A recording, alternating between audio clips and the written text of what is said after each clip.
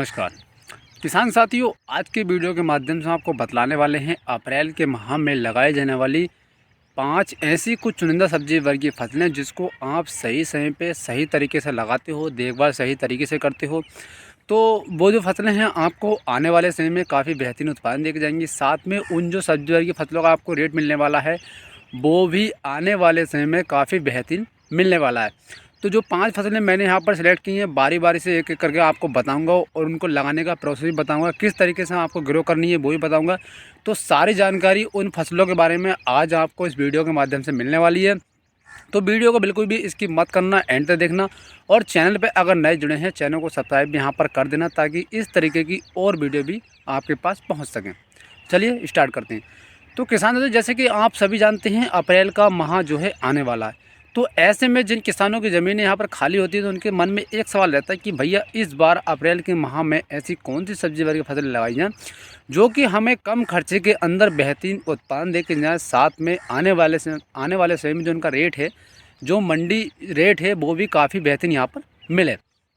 तो मैंने यहाँ पर 5 ऐसी सब्जी वर्गीय फसलें सेलेक्ट की हैं, अगर आप उनको सही समय पे सही तरीके से लगा देते हो, सही देखभाल करते हो, अच्छे तरीके से ग्रो करते हो तो आने वाले समय के अंदर बहुत ही बेहतरीन आपको उत्पादन देखने मिलेगा। साथ में जो उनका मंडी रेट है वो भी काफ़ी बेहतरीन आपको देखने को मिल सकता है।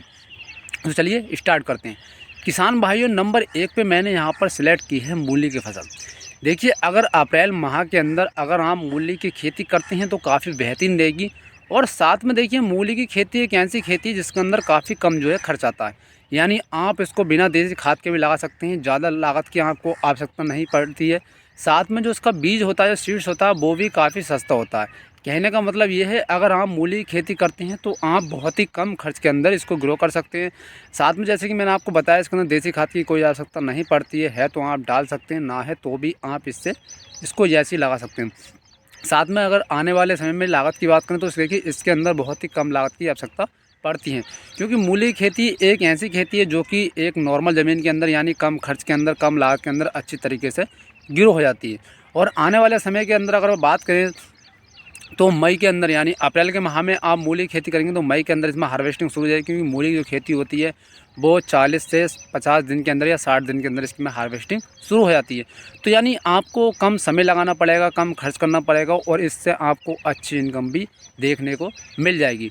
यानी अगर मैं इसके कंपैरिजन में और किसी फसल की बात करूँ तो इतने कम समय में कोई फसल यहाँ पर नहीं आएगी। लेकिन अगर आप अप्रैल के माह में मूली की खेती करते हैं तो आप 40 से 50 दिन के अंदर अच्छी खासी इनकम प्राप्त कर सकते हैं। साथ में आप कम खर्च के अंदर इससे अच्छी खासी जो है आय भी कर सकते हैं अपनी। चलिए बात करते हैं फसल नंबर 2 के बारे में। तो किसान भाई देखिए, अप्रैल का माह एक ऐसा माह होता है, अगर इस समय आप फूल गोभी की खेती कर देते हैं, अगर इस समय मान के चलना आप फूल गोभी की खेती कर देते हैं तो आने वाले समय में आपको फूल गोभी का जो रेट है वो काफ़ी अच्छा देखने को मिलेगा। क्यों? क्योंकि देखिए, अप्रैल के माह में मैंने देखा कि अधिकतर किसान भाई जो है फूल गोभी की खेती नहीं करते हैं। अधिकतर क्या, कम से कम मेरा मानना तो ये है कि 60 से 70% किसान जो होते हैं वो फूल गोभी की खेती नहीं करते हैं। इस वजह से थोड़ी डिमांड जो है मार्केट के अंदर कम रहती है, लेकिन मार्केट के अंदर जो फूल गोभी होती है वो भी काफ़ी कम रहती है। इस वजह से फूल गोभी का जो रेट होता है मई जून के अंदर काफ़ी हाई रहता है। क्यों? क्योंकि जैसे कि मैंने आपको बताया, इस समय अधिकतर किसान जो है फूल गोभी की खेती नहीं करते हैं। तो ये आपके पास बहुत ही अच्छा बेहतरीन मौका है, इस समय आप जो है फूल गोभी की खेती कर दीजिए तो आने वाले समय में बहुत ही बढ़िया आपको रेट देखने को मिलेगा। साथ में इसमें अगर थोड़ी सी आपको लागत की बात करूँ तो ज़्यादा कोई खास लागत की आपको आवश्यकता नहीं पड़ने वाली है। अगर आपके पास देसी खाद पड़ा है तो वो आप ज़रूर डाल दें, क्योंकि काफ़ी बेहतरीन रहेगा। इससे जो हमारी खेती होती है वो काफ़ी बढ़िया होती है और जो देसी खाद होता है उसके अंदर प्रचुर मात्रा में पोषक तत्व पाए जाते हैं, जिससे जो हमारी फसल होती है वो काफ़ी अच्छी तरीके से ग्रो करती है। दूसरी एक बात यह है कि अगर आप अप्रैल के माह में फूल गोभी की खेती कर रहे हैं तो एक चीज़ का आपको यहाँ पर ध्यान रखना पड़ेगा। इस समय क्या करना है, आपको खेती के अंदर पर्याप्त नमी रखनी है। क्योंकि कुछ किसान भाई हमारे करते हैं यहाँ खेती के अंदर पर्याप्त नमी नहीं रखते हैं तो होता क्या है, जैसे कि आप जानते हैं अप्रैल और मई का महीना ऐसा होता है, इस समय लू धूल भरी आंधी चलती हैं। तो इससे होता क्या है कि हमारा पौधा होता है उसके अंदर जल की कमी हो जाती है, तो हमारी जो खेती होती है वो ख़राब हो जाती है। तो इसलिए आपको क्या करना है, इस समय अगर आप फूल गोभी की खेती कर रहे हैं तो आपको क्या करना है, खेती के अंदर पर्याप्त नमी रखनी है। और इस समय आपको नमी रखनी, नमी से होगा क्या, जो आपका पौधा है वो स्वस्थ रहेगा, उसके अंदर सारे पोषक तत्व रहेंगे तो आपकी जो गोभी होगी अच्छी तरीके से ग्रो भी करेगी। साथ में आने वाले समय में जैसे कि मैंने आपको बताया, मई और जून के अंदर फूल गोभी का रेट होता है वो काफ़ी हाई यहाँ पर रहता है। चलिए बात करते हैं फसल नंबर 3 के बारे में। किसान भाइयों, नंबर 3 पे यहाँ पर आप जो खेती कर सकते हैं वो है आपकी फली बीन्स की खेती। देखिए, बीन्स की खेती बहुत ही बेहतरीन खेती है। अगर इस समय आप खेती करते हैं तो आने वाले समय में इसका जो मंडी रेट होगा वो काफ़ी हाई देखने को मिलेगा। साथ में बीन्स की खेती एक ऐसी खेती है जो कि आप कम खर्च के अंदर इससे अच्छी खासी इनकम भी प्राप्त करते थे। यानी बीन्स की खेती में आपको बताऊँ 60 दिन के अंदर यानी 2 माह के अंदर इसमें हार्वेस्टिंग शुरू हो जाती है। साथ में जो मई और जून का महीना होता है, इस समय जो बीन्स का रेट होता है वो काफ़ी हाई रहता है। क्योंकि देखिए, बीन्स जो है एक चाइनीज़ जो है फास्ट फूड के अंदर इसका प्रयोग ज़्यादा होता है, हमारा होटलों के अंदर ज़्यादा प्रयोग होता है, तो इसलिए इसकी डिमांड रहती है, मार्केट के अंदर हर समय रहती है। लेकिन अगर हम मई जून के अंदर बात करें तो इसकी डिमांड होती है वो काफ़ी ज़्यादा रहती है, क्योंकि जैसे कि मैंने आपको बताया चाइनीज़ मार्केट के अंदर इसकी बहुत ज़्यादा डिमांड होती है। तो इसलिए आपको क्या करना, अप्रैल के माह में अगर आप अच्छी इनकम प्राप्त करना चाहते हैं कम लागत के अंदर, कम खर्च के अंदर, तो यहाँ पर आप फली बीन्स की खेती कर सकते हैं। बहुत ही बढ़िया खेती है और आपको आने वाले समय में काफ़ी बेहतरीन उत्पादन भी देखने को मिलेगा। साथ में इसका मंडी रेट होगा वो भी काफ़ी शानदार आपको देखने को मिल सकता है। तो किसान भाई चलिए बात करते हैं फसल नंबर 4 के बारे में। तो देखिए किसान भाई, नंबर 4 पर आपकी है बैगन की खेती। यहाँ पर देखिए आपको क्या करना, अप्रैल के माह में बैगन की खेती कर देनी है तो काफ़ी बेहतरीन रहेगा, क्योंकि आपका जो बैगन होगा वो बरसात के महीने में हार्वेस्टिंग होगा। और बरसात के माह में जैसे कि आप जानते हैं बैगन की जो मंडी रेट होता है वो काफ़ी ज़्यादा मिलता है। तो इसलिए आपको क्या करना, अप्रैल के माह में तुरंत जो है आपको बैगन की खेती कर देनी है। अगर आपकी नर्सरी तैयार है तो आप प्लांटेशन कर दीजिए, और अगर आपने नर्सरी नहीं डाली है तो फटाफट आप इसकी नर्सरी डालकर प्लांटेशन कर सकते हैं। क्योंकि देखिए, बरसात के मौसम में यानी पूरे साल के अंदर अगर मैं बात करूं तो बरसात का जो माह होता है 3 से 4 माह ऐसे होते हैं जिसके अंदर जो बैगन की डिमांड होती है वो सबसे ज़्यादा और सबसे हाई रहती है। और अगर आपको बैगन की खेती में आपने लगा रखे हैं, किसी तरीके की प्रॉब्लम आ रही है, तो मैंने अपने चैनल पे तना छेदक फल से रिलेटेड काफ़ी सारी वीडियो अपलोड कर चुका हूँ, वो आप देख सकते हैं। मैंने लाइव प्रूफ समझाया है एक एक चीज़ के बारे में, तो आपको तना छेदक फल छेदक कीट की टेंशन लेने की बिल्कुल ज़रूरत नहीं है।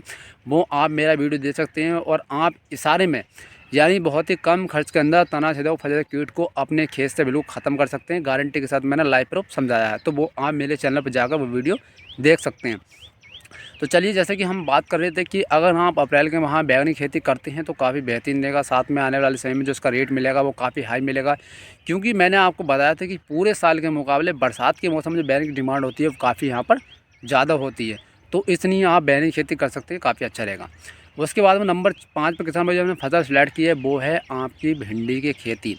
देखिए, गर्मियों के माह में यानी अप्रैल के माह में अगर आप भिंडी की खेती करते हैं तो ये काफ़ी बढ़िया बेहतरीन मौका है आपके लिए। क्यों? क्योंकि देखिए, भिंडी की जो सबसे ज़्यादा डिमांड रहती है वो आपकी बरसात के माह में रहती है, और अगर आप अप्रैल के माह में भिंडी की खेती करते हैं तो आपकी जो भिंडी में हार्वेस्टिंग होगी वो भैया आपकी जून और जुलाई के अंदर होगी। जब जून और जुलाई के अंदर इसमें हार्वेस्टिंग होंगी तो जैसे कि आप जानते हैं जून और जुलाई के समय बारिश का मौसम आ जाता है, तो इसलिए आपको जो भिंडी का मंडी रेट होगा वो आपको बहुत ही बेहतरीन देखने को मिलेगा। और आप भिंडी की खेती का कंपैरिजन किसी और खेती के साथ नहीं कर सकते, क्योंकि भिंडी में जो हार्वेस्टिंग होता है वो 1 दिन के बाद होता है, यानी 1 दिन 6 के इसमें हार्वेस्टिंग होता है, तो इसकी आप तुलना किसी और खेती के साथ नहीं कर सकते। तो सबसे बढ़िया तो भाई साहब मैं आपसे यही कहूँगा कि किसान साथियों, अगर आप अच्छी इनकम लेना चाहते हैं कम खर्च के अंदर, कम लागत के अंदर, तो आप अप्रैल के माह में भिंडी की खेती कर दीजिए। बहुत ही बेहतरीन मौका है, बहुत ही अच्छा समय भी है इस समय खेती करने के लिए। तो किसान भाइयों, आज के वीडियो के माध्यम से मैंने आपको समझाया किस तरीके से आपको यहाँ पर 5 फसलें लगानी है, और इन 5 फसलों के अंदर जो आपकी लागत आने वाली है वो भी कम है, और जो समय बताया वो भी काफ़ी बेहतरीन है। अगर आप अच्छे उत्पादन, अच्छा इनकम लेना चाहते हैं तो इनमें से कोई फसल सिलेक्ट करके वो अपनी खेती के अंदर ला सकते हैं।